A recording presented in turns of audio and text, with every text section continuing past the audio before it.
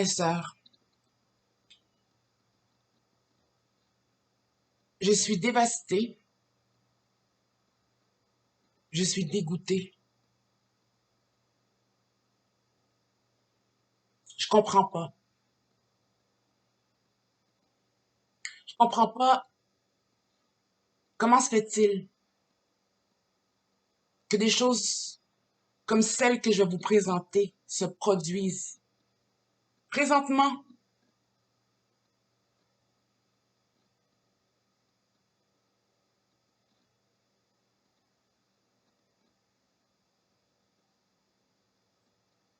Et qu'il se passe rien.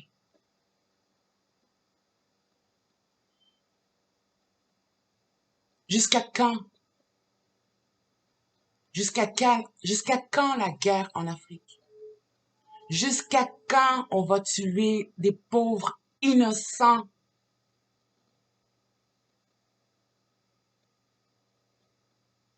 J'interpelle toute personne de proche ou de loin responsable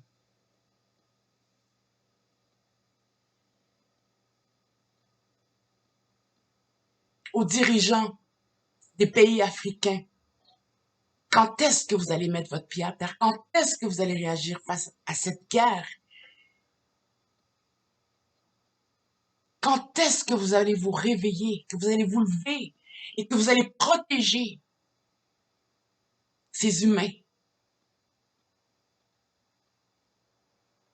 qui n'ont pas demandé, qui n'ont rien demandé, qu'ils ne peuvent ni avoir le strict minimum pour être capables de survivre à cette vie? Pourquoi autant d'injustice? Pourquoi autant de guerres? Pourquoi autant de monde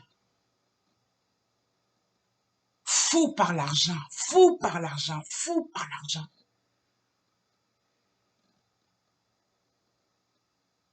Lorsque l'important c'est l'homme, lorsque ce qui compte sur cette terre c'est l'homme,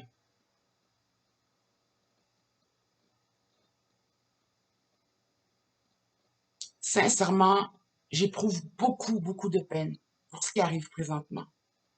Je ne conçois pas. Je ne peux pas concevoir. Je ne peux pas concevoir et que personne ne fait rien.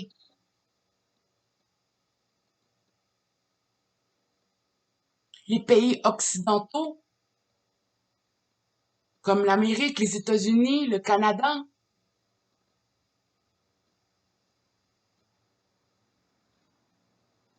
l'Union européenne, vous attendez quoi pour faire quelque chose? Vous attendez quoi?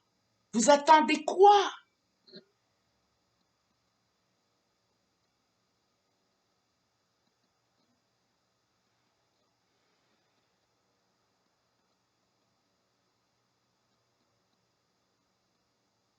Je vous laisse avec cette vidéo parce que c'est le journal qui explique en fait ce qui s'est passé.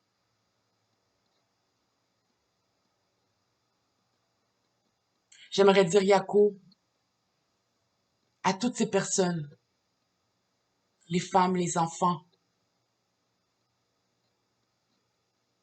qui ont perdu un être cher, qui ont perdu un papa, un époux. Mais sincèrement,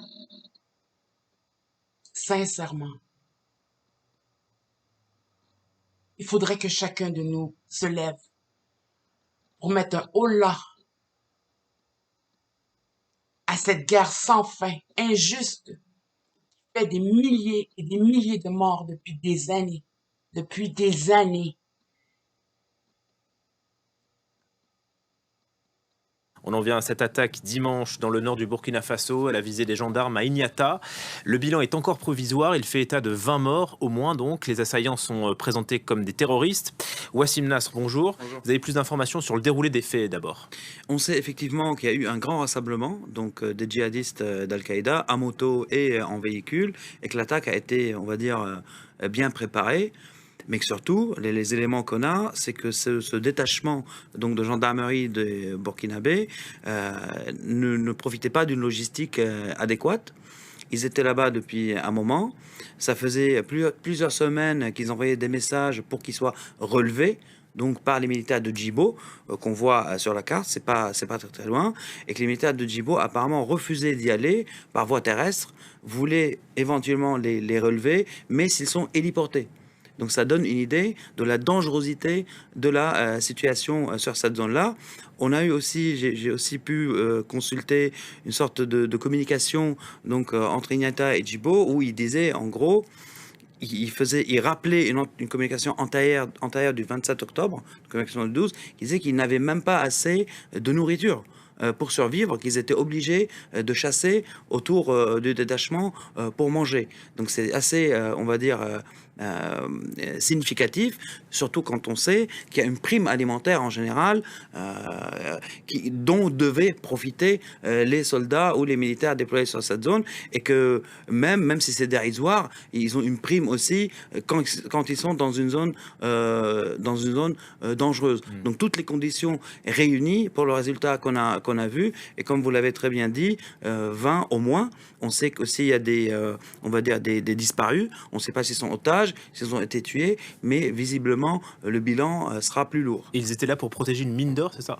Ils étaient là pour protéger une mine d'or, donc une mine désaffectée. Donc on peut penser que les djihadistes s'attaquent à cette mine pour l'or, mais en fait non. Les djihadistes cherchent à dégager la zone. Donc c'est une zone où Al-Qaïda, où le JNIM est le plus puissant.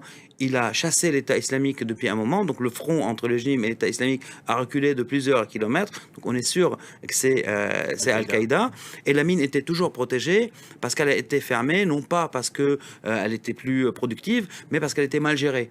Donc toujours protégée pour, à terme, elle soit mieux gérée ou réexploitée d'une manière adéquate. Donc là, le JNIM fait un grand coup parce qu'il dégage une des dernières positions, on va dire, des forces gouvernementales burkinabées dans cette région au nord de Djibo. Donc c'est assez significatif. Ceci dit, on peut imaginer qu'il n'y aura pas de revendication. Pour l'instant, il n'y en a pas, oui. Voilà, jusqu'au moment, il n'y en a pas, et on peut soupçonner qu'il n'y en aura pas, parce que ça fait plusieurs mois que le JNIM Al-Qaïda ne communique pas sur ses opérations au Burkina, pour différentes raisons. Donc la dernière communication remonte à 2020, de mémoire. Ça veut dire revendiquant une attaque, sauf qu'il y a eu une communication il y a quelques mois pour nier le massacre de Solane, donc le massacre le plus grand depuis le début des événements en 2015 au Burkina, 160 morts, donc qui ont été tués. Le JNIM a nié qu'il en était responsable, sauf que dans les faits, on sait que c'est une unité du JNIM qui l'a fait, qui était décrite plus tard par certains contacts comme une unité indisciplinée, entre guillemets, ce qui donne une idée sur le fait que peut-être que le JNIM central, donc au Mali, ne contrôle pas vraiment ces unités au Burkina. Ce qui explique peut-être aussi ce manque de revendication par rapport aux opérations qui se passent au Burkina. Donc c'est quelque chose à garder parce que c'est assez important et ça dit assez en tout cas sur la situation qui est assez chaotique pour les forces locales, pour les civils, mais aussi pour les djihadistes. Merci beaucoup pour ces explications. Donc, au moins 20 morts, peut-être plus donc hier au Burkina Faso. Merci Wassim. Merci.